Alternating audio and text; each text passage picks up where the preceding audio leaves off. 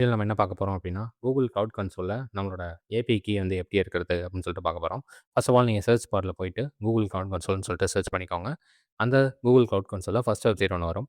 அந்த website click பண்ணீங்க அப்படின்னா, ஏபிஐ அண்ட் சர்வீசஸ் அப்படின்னு சொல்லிட்டு ஒரு டேப் இருக்கும். அந்த டேப நீங்க கிளிக் பண்ணீங்க அப்படின்னா, ஃபர்ஸ்ட் ஒரு இன்டர்ஃபேஸ் வந்து உங்களுக்கு வரும். அந்த இன்டர்ஃபேஸ்ல வந்து நீங்க என்ன கிளிக் பண்ணணும் அப்படின்னா, Google OAuth கன்சல்டேஷன் அப்படின்னு சொல்லிட்டு ஒண்ணு இருக்கும். அத கிளிக் பண்ணணும். அத கிளிக் பண்ண உடனே இன்னொரு ஒரு டேபுக்கு வந்து உங்கள கூட்டு போகும்.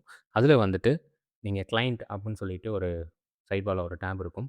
அந்த டேப வந்து நீங்க கிளிக் பண்ணீங்க அப்படின்னா, கிரியேட் கிளையண்ட் அப்படின்னு சொல்லிட்டு ஒரு ப்ளஸ் பட்டன் உங்களுக்கு இருக்கும்.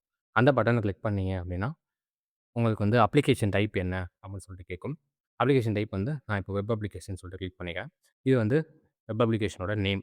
ஸோ இது வந்து என்ன அப்படின்னு கேட்டீங்கன்னா, ஜாவாஸ்கிரிப்ட் ஆர்ச்சின் அதாவது உங்களோட வெப்சைட்டோட நேம். என்னோட வெப்சைட் வந்து இப்போ நான் லோக்கல் ஹோஸ்ட் வந்து நான் கிளிக் பண்ணிக்கிறேன். செகண்ட் வந்து இந்த இடத்துல வந்து நம்ம எந்த பேஜுக்கு வந்து ரீடைரக்ட் ஆகணும் அப்படின்னு சொல்லிட்டு நம்ம செலக்ட் பண்றோம். எனக்கு இந்த பேஜுக்கு வந்து ரீடைரக்ட் ஆகணும்னு சொல்லிட்டு வச்சிருக்கேன். இப்போ நான் கிரியேட் பண்றேன். கிரியேட் பண்ண உடனே எனக்கு வந்து கீ கிடைச்சிருச்சு. ஸோ இந்த கீய யூஸ் பண்ணி அடுத்து எப்படி நம்ம Google ஆத்தென்டிகேஷன் பண்ணலாம்னு சொல்லிட்டு நெக்ஸ்ட் வீடியோல